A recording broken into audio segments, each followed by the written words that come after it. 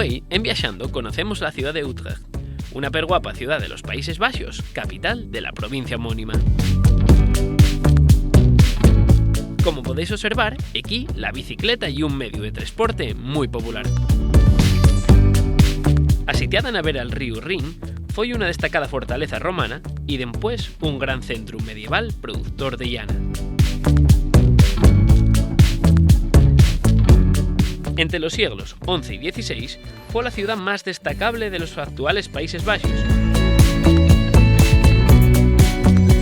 Y siguiendo con datos históricos, aquí firmóse el Tratado de Utrecht en 1713 relativo a la Guerra de Sucesión Española.